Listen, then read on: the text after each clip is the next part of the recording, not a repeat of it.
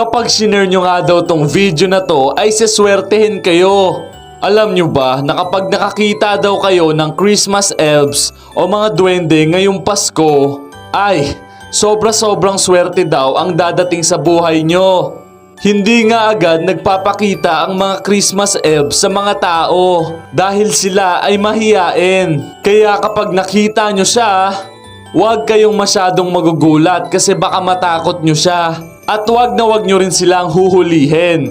Mas okay na gawin mo siyang kaibigan dahil may dala siyang regalo para sa'yo. At ito ay isang golden na gift. At lahat ng pinapangarap mo ngayong Pasko ay meron kapag binuksan mo na ang regalong ito. Kaya maging mabuti ka para kaibiganin ka ng Christmas elves. Tapos ayain mo na siyang maglaro ng Eggy Playground. Sakto ngayong Pasko, pwede kayong magbanding-banding dito. Tara na at maglaro na tayo. I-DL nyo na at i-check sa bio ko.